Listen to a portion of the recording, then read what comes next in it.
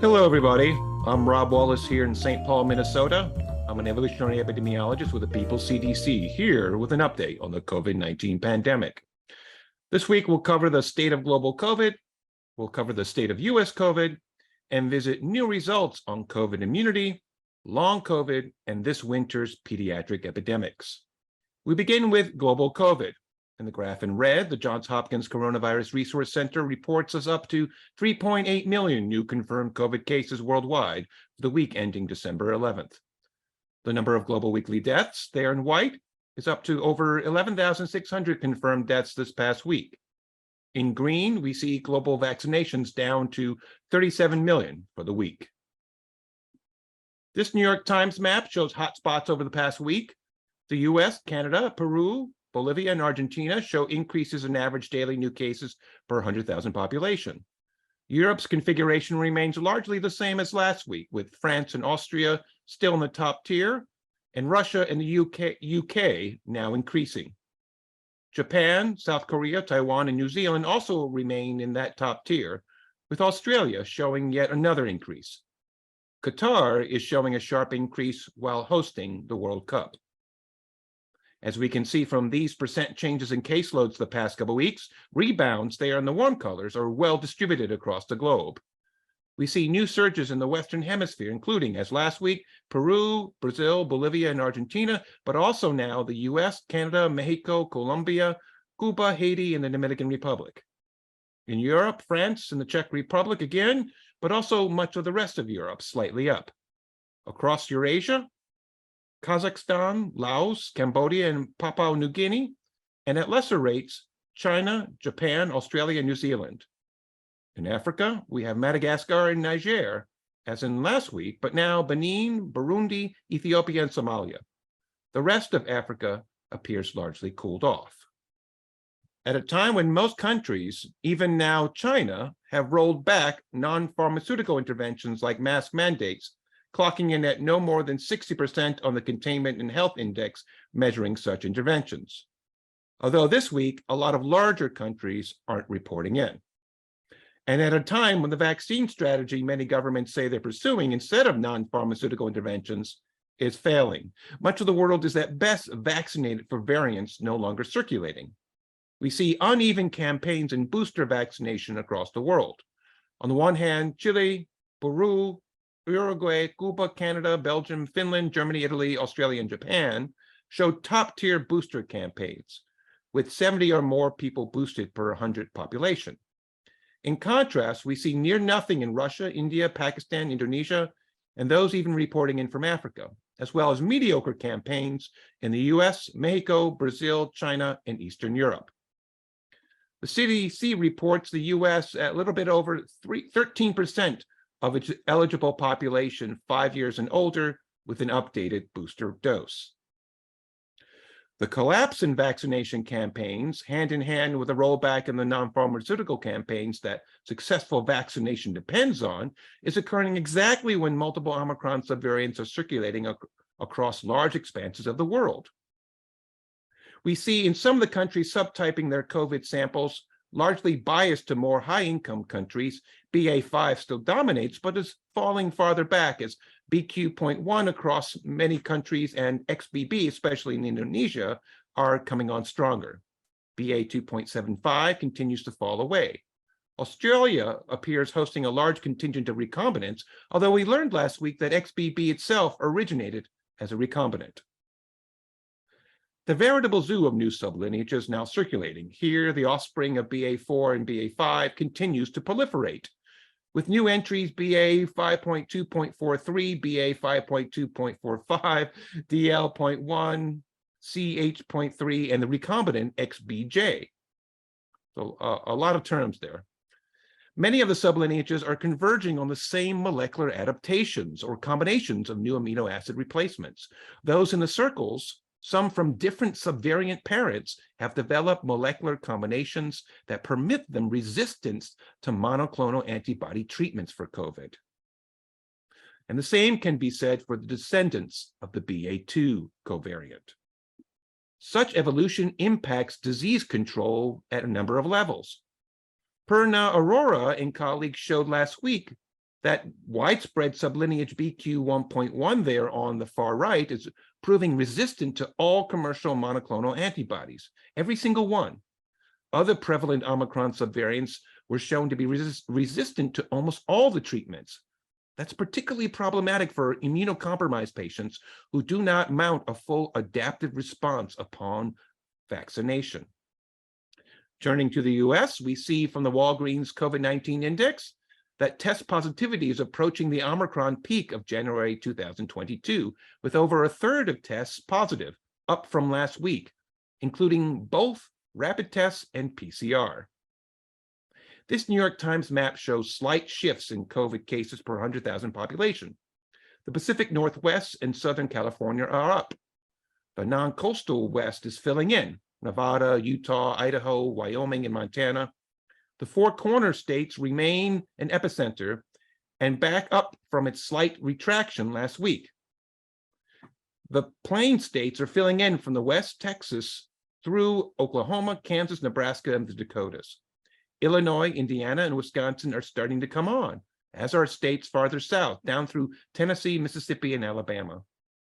New York City's epicenter appears driving a new northeast push, and Puerto Rico is back on. Here's the Health and Human Services map of inpatient bed availability.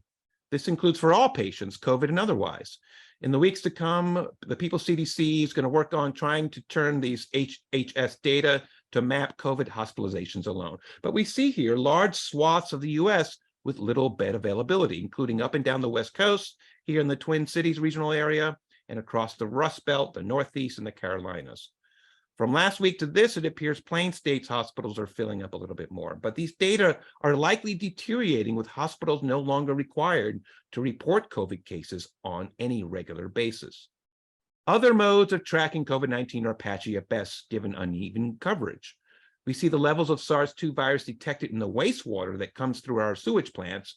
In some ways, a leading indicator of the pandemic, shows eddies of increases and decreases. In blue, we see a cooled off Oregon, Missouri, and parts south. In reds and oranges, representing SARS-2 loads of 60 to 100% more than their previously recorded levels, we see California, north and south, suddenly red hot. The Four Corner states hit hard: Nebraska, the upper Midwest, especially Illinois and Ohio, increasingly the South, New York City, and into the tri-state region. However, the more acute measure of changes in sewage loads over the past 15 days perhaps better show transient dynamics. Seattle appears cooled off. The Bay Area appears slightly up from last week. The Four Corner states appear a mix of red and cooled off plants. Houston is suddenly red hot, and up the Mississippi River from Louisiana through Arkansas, Missouri, and Illinois. On to Wisconsin, Michigan, and Indiana, and Ohio, through West Virginia and Virginia, in New York City and beyond, up into the Northeast. The Sewer Shed Surveillance Project in Missouri models what we could have nationally, with nearly full coverage across the state. Testing shows a quick week's pivot toward increasing viral loads across the state from what was last week largely only Kansas City and St. Louis. The project also tests for which variants show up where. Evolutionary virologist Mark Johnson reports that BA.5 are down, and the BQ sublineages are beating out the XBBs in Missouri sewer sheds 10-1. He also reports that the Missouri upticks are likely on their way to repeating the previous winter's loads. So, to sum up, here's the People's CDC version of our present community transmission by county as of December 8th, mapped by our own Les Schaffer. This map shows the combo of caseloads and test positivity that the CDC plots, now reporting only once a week. But unlike the CDC, the People's CDC differentiates the high level of danger counties are subjected to beyond 10% COVID positivity into high, very high, and extremely high exposure. Down at the bottom, we see that the People's CDC also differentiates exposures by both the percent of counties and by the percent population. We see another rise in the floor of the pandemic here in the US.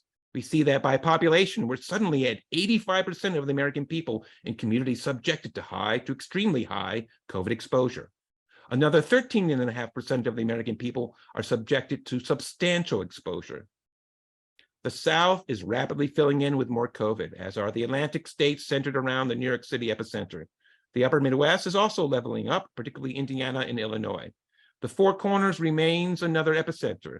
Kansas and Nebraska appears also now another epicenter. We see here that alongside the winter surge the People's CDC warned about a couple months ago, the outbreak stateside continues to evolve, with the BA.5 and BA.4.6 variants continuing to be replaced by BQ.1 and BQ.1.1, with BN.1 and XBB slowly coming on. Now, there's more out there in the U.S.'s evolutionary soup, however. Here's the 15-day trend of all the genetic sequences of detected sublineages in the U.S. as of December 11th, including their geographic origins. In New York, lots of BQ.1, BQ.1.1, and XBB, and now XBB.1.5 and CQ.2. And we see in lavender, the XBB that was only in New York City 2 weeks ago is now diffusing, as we proposed last episode, to other locales, some nearby like New Jersey and Pennsylvania, but also by hierarchical spread to Florida and California. And as we saw at the international level, multiple subvariants of sublineages are co-circulating together in the same places, perhaps increasing the likelihood of genetic recombination. That's why driving SARS-2's population rate under its rate of replacement remains an important and entirely viable public health objective. We end our COVID This Week episode connecting COVID's impacts on population immunity to long COVID and the emergence of this winter's pediatric epidemics, respiratory syncytial virus, influenza, and the like. New studies show a wide array of COVID impacts upon the immune system. COVID wipes out T-cell response by both reducing some subset numbers while overactivating others. Broad overactivation produces missing lines of T-cells. Here, Partha Chattopadhyay's team conducted single-cell transcriptome and surface marker study of over 163,000 cells from 33 individuals, some COVID-infected, some not. Transcriptomes are looking at what proteins are transcribed when. The team found the B-cell maturation process that produces antibodies was impaired in both positive and recovered individuals. They also discovered that a subset of the naive T cells from the healthy individuals were absent from the recovered individuals, suggesting a post-infection inflammatory stage. Specifically, as shown here, those individuals exhibited a CD40-CD40L gene-mediated inflammatory response in the monocytes and T cell subsets. It appears relying on T-cell memory alone to protect us from severe disease, as let COVID proponents propose, may not be the way to go. It's also been recently reported that SARS-2 can attack T-cells even without the ACE2 receptor. It's been long thought was the only entryway into host cells. And the direct impacts on immunity can be long-standing. Alex Siegel's group finds that no, SARS-2 doesn't attenuate during long infections in immunosuppressed patients. The virus continues to evolve to cause more cell death and cell fusion. Also against minimizer talking points, long COVID doesn't just go away. A new meta-analysis of multiple studies from Qian Huang's group shows that, yes, symptoms decrease by nearly 50% the first month across study groups, but then stabilize for even as long as a year later. Now to the heart. One recent study led by Su Wenshu put the inflammation and dysfunction of the endothelium here, the lining of the blood vessels, as driving much of the cardiovascular damage by both direct attack and indirectly by cytokine storms and the like. These represent as much structural damage as physiological. Cardiologist Ray Duncan warns we are likely to see, quote, a tsunami of cardiovascular disease over the next few decades, end quote. In that vein, other cardiologists put the damage of long COVID in two bins. First, the immediate impact of chronic fatigue and the like, and second, the years-long threat of blood clots and strokes. Now to the brain. Reports back to 2021 found nearly all long COVID patients show brain damage detected by MRI or upon autopsy. Subcortical micro and macro bleeds, cerebral swelling, and hemorrhage in gray and white matter tissue, with cognitive decline for those still alive. Rui-Cheng Yang's team reports SARS-2 decreases the expression of tight junction protein and decreases the permeability of the blood-brain barrier. A third study from Yu Chen Hu's team in Hong Kong showed Omicron engaged in enough replication in the brain and midbrain to trigger greater cell death there. A fourth study led by doctoral student Satna Mishra showed here significant brain changes in areas associated with language comprehension, cognition, and our circadian rhythm we depend on for proper sleep 6 months after COVID infection. A fifth study reports the REM stage of sleep no longer keeps COVID-infected patients from moving around during sleep, waking them up. A sixth study from Calixto Machado Carbelo's team in Havana proposes Omicron has developed new ways by which to enter the brain. Rather than directly through the nose to the brainstem, causing loss of smell and considerable respiratory distress, the team proposes Omicron infiltrates by a less damaging mode, by endosome rather than directly through the cell surface. So what this all means is that it appears COVID is a moving target that's learning by evolution. So it doesn't cause much respiratory damage, but it's causing more damage in the brain. Now to the lungs. COVID remains active months after the acute infection. Andre Rendiero's group at Weill Cornell Medicine reported viral presence in lungs of autopsied patients up to a year after an acute infection, including in patients with negative nasopharyngeal tests. The damage shown here was extensive, including, quote, the accumulation of senescent alveolar type 2 cells, fibrosis with hypervascularization of peribronchial areas, and alveolar septa, or bacterial infection. To other chronic conditions, a new meta-analysis by Ting Zhang's team of 9 studies encapsulating nearly 40 million people showed increases in diabetes across age groups post-COVID infection, especially 3 months after the infection. Now to births. A Munich team led by Sophia Stocklein showed that mothers who were infected with COVID during their pregnancies gave birth to infants with lesser lung capacity, particularly when the mothers were infected in the 3rd trimester. Another study reported newborn liver damage and continued viral shedding. Other work hints that COVID induces stillbirths by infiltrating the placenta. If T cells aren't enough, then antibodies that vaccines produce must be the way to go. But it may not be so simple. Back in October, the CDC reported Omicron appears to be sending vaccine effectiveness into decline. If boosted by a monovalent shot more than 3 months previously, effectiveness against hospitalization for BA1 and 2 was 41% 4 months later. For BA4 and 5, down to 29%. Here's the effectiveness for BA1 and 2 for the period from the end of December 2021 through mid-June 2022. A Harvard School of Public Health team modeled the change in COVID status in the U.S. population between December 2021 to November 2022. And we see the largest transitions occurring are between those who are vaccinated to being vaccinated and infected. Other people who are vaccinated are transitioning to being vaccinated and reinfected. Or they're vaccinated and have been infected and they're continuing transitioning into the class that is vaccinated and reinfected. And then those who are infected are transitioning to reinfected or vaccinated and reinfected. That doesn't mean, however, that the vaccines don't work. They have a particular objective. Compared to the unvaccinated, the vaccinated suffer lesser acute hospitalization or death. However much effectiveness is also in decline. It does mean, as COVID this week warned earlier this year, that the vaccines may offer some disease immunity, but they offer little in the way in sterilizing immunity, keeping people from being infected. And you can still be infected and reinfected within weeks of inoculation. Indeed, the model showed risks for Omicron to likely differ by U.S. state.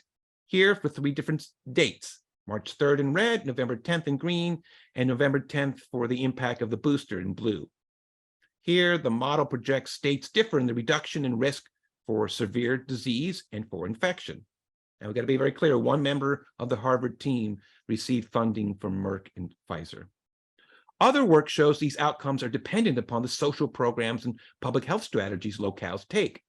A Drexel University, Boston University team showed that cities with paid sick leave showed 17% greater vaccination rates than cities that do not. There was a statistical difference in vaccination in these cities for populations 18 to 64 years of age. Now, at least 21% of working Americans do not receive full or partial payment for time off from work. The Federal Families First Coronavirus Response Act, requiring employers with fewer than 500 employees to provide COVID-related paid sick leave, expired way back in 2020. The thing is, successful vaccine campaigns are more than about the vaccine. So where does this continuing damage leave us? As we touched on last episode, for the third year running, COVID-19 represents the U.S.'s third leading cause of death. And though there are infectious versions of nearly all these conditions, COVID-19 represents the sole one caused by a preventable pathogen.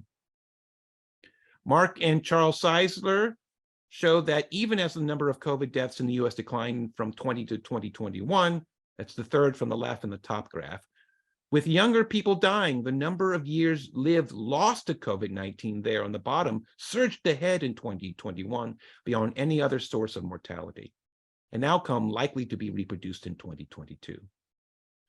For the living, entire weeks have been lost during the pandemic to health problems, childcare problems, or family obligations. Labor economist Aaron Sojourner reports that 2 million employees lost their entire week at the end of November, with, we'll add, almost no federal financial or public health support. Now, against common belief, COVID's damage here extends to children. As biomedical data researcher Jeff Gilchrist points out in a series of tweets, globally, 10.5 million children have lost parents or caregivers to COVID. In the U.S., COVID hospitalizations are higher for kids 6 months and younger than any other age group except the elderly. COVID is the 8th leading cause of death here in the U.S. for kids 0 to 19 years of age, 5th among diseases, and 1st among respiratory infections. COVID isn't just about COVID. Repeated COVID infection induces immune dysregulation, promoting invasive infections that were previously controlled. Even as respiratory syncytial virus, parainfluenza, entero, and rhino infection rates are lower than last year in some places, in this example, Ontario, Canada, hospitals are filled more this year with more severe illnesses following a year when efforts to prevent COVID infection in schools ended on CDC's recommendations. A Case Western preprint, lead authored by Lindsay Wang, reports that 19% of respiratory syncytial virus infected children had a previously documented COVID-19 infection, significantly higher than the 9.7% in RSV uninfected children. Now, you can see here that that wasn't the only statistically significant factor for RSV.